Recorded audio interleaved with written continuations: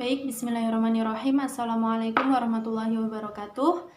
Saya Dina Sufiana sebagai mahasiswa S1 Fisioterapi Universitas Aisyah Yogyakarta.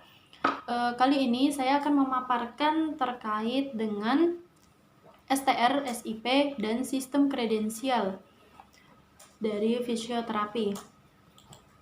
Nah, untuk yang pertama, sebagai tenaga fisioterapi, untuk mendapatkan STR itu, ini berada pada PMK nomor 80 tahun 2013, ada di bagian kedua, Sertifikat Kompetensi Fisioterapi dan STRF, pasal 4, ayat 1. Fisioterapi untuk dapat melakukan pekerjaan dan praktiknya itu harus memiliki STRF. 2. Untuk dapat memperoleh STRF sebagaimana dimaksud pada ayat 1, fisioterapis harus memiliki sertifikat kompetensi sesuai dengan ketentuan peraturan perundang-undangan. 3.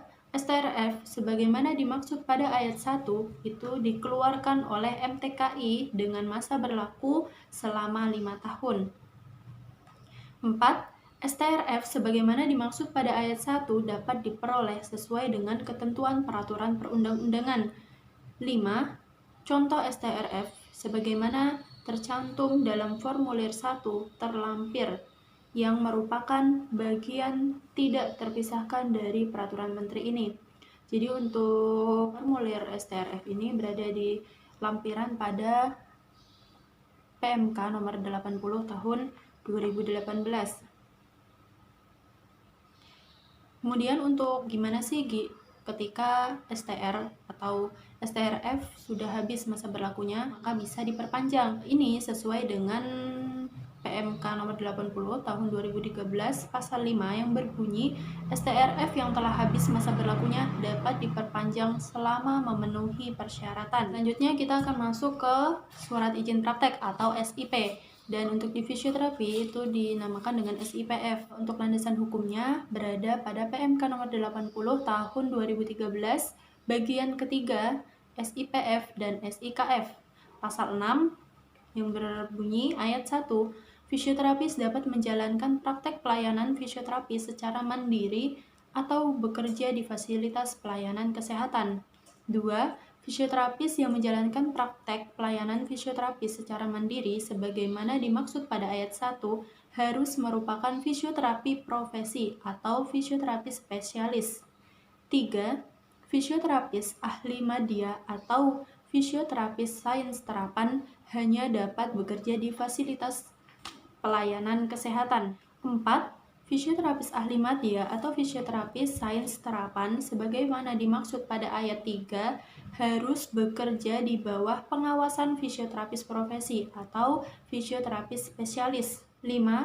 Dalam hal tidak terdapat fisioterapis profesi atau fisioterapis spesialis, fisioterapi ahli madya atau fisioterapis sains terapan dapat melakukan pelayanan fisioterapi secara berkolaborasi dengan tenaga kesehatan lain yang ada di fasilitas pelayanan kesehatan tempat fisioterapis ahli madya atau fisioterapis sains terapan yang bersangkutan bekerja.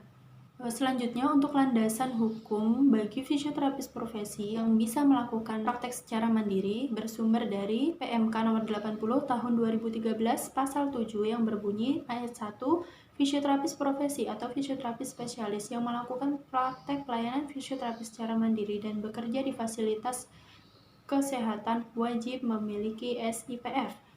Ayat 2, fisioterapis ahli madya atau fisioterapis sains terapan yang melakukan pekerjaan pelayanan fisioterapi di fasilitas kesehatan wajib memiliki SIKF. Nah, dari mana sih SIP dan SIKF ini didapat? Itu berada pada pasal 8 ayat 1 yang berbunyi SIP atau SIKF diberikan kepada fisioterapis yang memiliki STRF. Jadi harus memiliki STRF terlebih dahulu. Untuk ayat 2, SIP atau SKF sebagaimana dimaksud pada ayat 1 dikeluarkan oleh pemerintah daerah atau kabupaten. Nah, itu menyesuaikan di mana sih kita tinggal dan di mana kita berpraktek nantinya. Kemudian di mana sih fisioterapis itu bisa melaksanakan pelayanan fisioterapi? Ini dijelaskan juga pada PMK nomor 80 tahun 2013 pada bab 3 yaitu pelaksanaan pelayanan fisioterapis. Pada ayat 13 dijelaskan yang berbunyi, fisioterapis yang memiliki SIPF atau SIKF dapat melakukan pelayanan fisioterapis di fasilitas pelayanan kesehatan berupa 1. Puskesmas, klinik, rumah sakit, dan atau praktik fisioterapi mandiri. Selanjutnya masuk di sistem kredensial dan kewenangan klinis fisioterapis di rumah sakit. Oke, kita ketahui dulu bersama, kredensial itu adalah proses evaluasi terhadap fisioterapis untuk menentukan kelayakan pemberian kewenangan klinis. Dan begitu, kredensial ini berbicara tentang lingkup kewenangan yang dimiliki oleh seorang fisioterapis. Nah, hasil akhir dari proses kredensial adalah dengan diberikannya surat penugasan oleh direktur sesuai dengan jenjang klinis fisioterapi tersebut. Untuk prosedur kredensial fisioterapi ada 6 poin. Yang pertama, fisioterapi mengajukan permohonan kepada Ketua Komite Other Health untuk memperoleh rencana kewenangan klinis atau RKK. Poin 2, Ketua komite menugaskan kepada subkomite kredensial untuk melakukan proses kredensial. 3. Subkomite kredensial membentuk panitia ad hoc dan mitra bestari untuk melakukan review, verifikasi, dan evaluasi dengan metode yang telah disepakati. 4.